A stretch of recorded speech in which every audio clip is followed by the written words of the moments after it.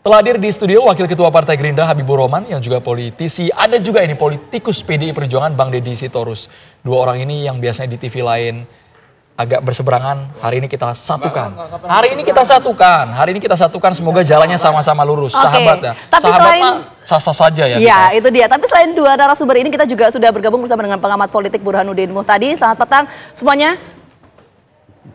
Oke, kita mulai dulu kita mulai dulu ke Bang Habib ya. Pernyataan Pak Prabowo Subianto ini memang ditujukan untuk partai tertentu atau untuk internal koalisi Pak Prabowo sendiri itu gimana Bang Habib? Ya, saya sedikit mengkritisi tadi paket ya, tertulis dibacakan oleh teman ya, bahwa Prabowo ingin mengatakan bahwa pihak yang tidak ingin bergabung dalam pemerintahannya ya agar tidak enggak. Kalau kita baca per redaksi saja ya. Ini Bang, ya, sorry Bang. Indonesia maksudnya ya kan? Ini Bang. Ya, entar.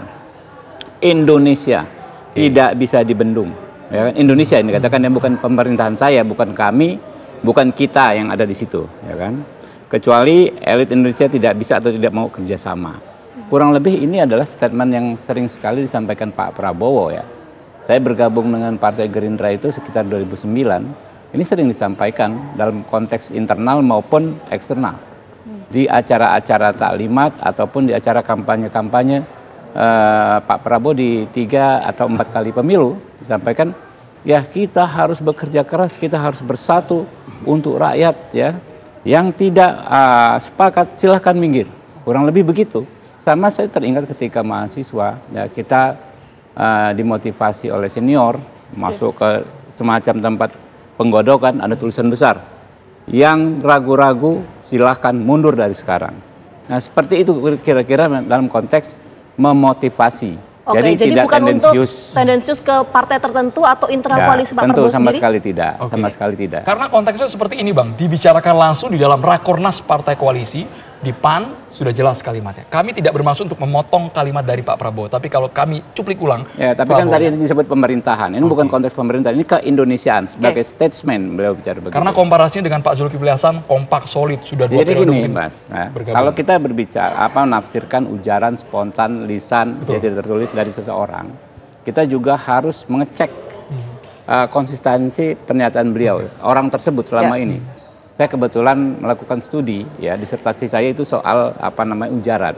Jadi ujaran itu nggak bisa semata-mata kita sampaikan kita artikan dalam konteks redaksi atau dalam konteks yang kita analisa sendiri dari situ.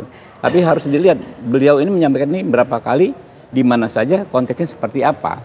Sehingga kita bisa tahu gaya berbicara, gaya berorasi orang tersebut seperti apa dan maksudnya itu bagaimana.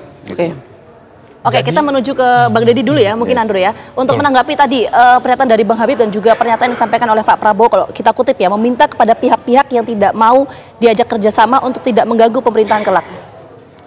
Ya kalau saya pribadi ya agak sulit kalau mau secara persis menginterpretasikan. Karena kan pasti ada teks, ada konteks ya. Tetapi kalau kita lihat penggalan-penggalan pernyataan beliau kan memang multitafsir. Di satu sisi ketika beliau berbicara kerjasama, kalau nggak mau jangan ganggu. Kalau milih di luar, di pinggir jalan ya nonton silakan. Nah pertama kan kalau ketika berbicara kerjasama itu kan harus ada level playing field yang sama. Ada mutual mutual position. Jadi dan kerjasama itu kan sifatnya voluntary, kan gitu. Nah, kemudian kan ada tafsir ini kaitannya dengan kemarin Mas Ganjar mengeluarkan statement. Apakah itu berkorelasi? Saya nggak tahu. Yang tahu kan hanya Pak Prabowo, dan Pak Prabowo kan utang penjelasan yang lebih detail hari ini yang bisa mengklarifikasi. Ya. Tapi PDIP merasa tidak pernyataan itu ditujukan untuk PDI Perjuangan? Saya rasa tidak ya. Karena kan begini. Pertama kan kita pahami bukan tugas lah, katakan saja konstitusi. Tapi sebelum sampai ke sana, kan kita harus ngerti dulu nih Pak Prabowo maksud apa itu dengan mengganggu. Mengganggu itu apa sih? Kan itu nggak ada di elaborasi. Apakah mengganggu itu artinya mengkritik? Apakah artinya menolak, mempersoalkan, mempertanyakan, Kan ini nggak jelas. Atau mengganggu ini apa? Sabotase gitu ya, atau mau katakanlah penggalangan kekuatan atau apa? Ini kan harus term yang dijelaskan dulu oleh beliau nih, maksudnya mengganggu. Menarik ini apa? Bang Deddy, supaya tidak multitafsir, misinterpretasi, Yes. kata mengganggu nih dijelaskan dulu sama seperti Pak apa? Prabowo. Bang Habibur Rahman Iya. mungkin bisa menjelaskan. Saya tadi sudah mengklarifikasi, bukan mengklarifikasi, menjelaskan bahwa yang disebut Pak Prabowo itu kan Indonesia, bukan kami, bukan artinya kemudian lapangan bermain ya, playing field disampaikan oleh Pak Prabowo. Itu adalah bagaimana para elit-elit bangsa itu melakukan yang terbaik untuk bangsa dan negara. Bisa di dalam pemerintahan, bisa di luar pemerintahan, tentu saja. Itu sebagai sebuah keniscayaan. Ya, kita betul kata Pak Deddy, itu kan kalau kerjasama dalam arti sempit, berkoalisi dalam satu pemerintahan, itu kan sesuatu yang harus dibangun secara adanya kesepakatan bersama. Ya, adanya kesukarelaan bersama. Ya Tapi kan, supaya ya. tidak bias, jadi Bang, kalau mengganggu ini bentuknya makanya kritik. belum sampai ke sana, Oke, Bos. belum sampai ke Makanya sana, kan Bos. kita Lanjut, sampaikan Bos, supaya lanjut. ini kan kita mengedukasi. Lanjut Bang Habibur Rahman. Ya, kalau menyampaikan kritik, Betul. menyampaikan masukan, menyampaikan sikap politik bahkan tentu nggak bisa dikategorikan mengganggu. Itu sebuah keniscayaan dalam kita bernegara. Pak Prabowo jangan lupa loh, Pak Prabowo itu walaupun dia adalah seorang purnawirawan TNI, tapi beliau itu sudah hampir 20 tahun ya di di dunia politik, di mana di dunia itu mengharuskan semua orang secara egaliter bisa menerima masukan dan memberi masukan gitu, karena di partai politik kedaulatan itu kan ada di anggota. Pak Prabowo harus bisa menerima masukan dari manapun, bahkan dari anggota yang paling bawah. Bukan siap selalu menerima kritik selama ini. Kita tangkap poinnya. Sebelum ini menarik Bang Deddy, sebelum kita lebih jauh membahas soal bagaimana memaknai diksi mengganggu, tapi kita mau ke Prof Burhan dulu. Kita mungkin fokus di segmen ini gini, pernyataan lengkap dari Pak Prabowo ini, Prof Burhan, apakah memang ditujukan untuk PDI Perjuangan atau sebetulnya untuk internal koalisi Pak Prabowo sendiri atau untuk siapa sebetulnya? Fokus dulu ke situ mungkin kita. Kok tadi PDIP kan nggak merasa ya? Pernyataan Pak Prabowo kan disampaikan di acara Rakornas Partai Amanat Nasional. Dan PAN adalah partai utama pendukung Prabowo Gibran. Jadi pertama dari sisi audiens ada semangat membakar pasukan, terutama berkaitan dengan kesempatan untuk mengelola kekuasaan dalam waktu beberapa bulan lagi. Tetapi saya melihat latar belakang Pak Prabowo yang berasal dari tentara, itu sepertinya membuat beliau kurang mampu memilih kata yang bisa mengurangi potensi kontroversi. Jadi coba lihat ya, kawan-kawan terutama mereka yang punya latar belakang tentara kan umumnya pakai bahasa yang cenderung hitam putih, semangatnya membakar internal, tetapi bisa disalah tafsiri. Terutama kalau pilihan kata atau diksinya itu cenderung black and white. Jadi ini sekaligus masukan sebenarnya. Karena bagaimanapun Pak Prabowo bukan hanya ketua umum Gerindra saja sekarang.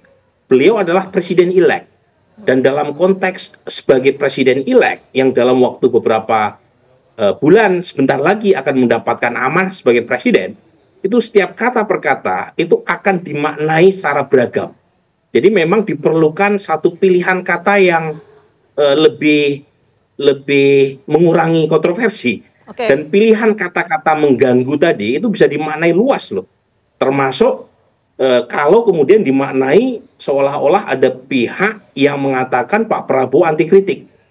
Meskipun mungkin itu tidak dimaksudkan oleh Pak Prabowo, tetapi karena pilihan kata itu terlalu strong, orang bisa memaknai kemana-mana. Dan itu akan secara politik tidak kondusif buat Pak Prabowo sendiri. Prof Burhan, dalam konteks Rakornas PAN semalam, karena selama ini kita tahu bahwa karakter Pak Prabowo genuinnya ya seperti itu ya Bang Habibur Rahman ya, genuinnya seperti itu. Jadi itu malah menunjukkan Pak Prabowo memang kurang politisi ya kalau menurut saya ya.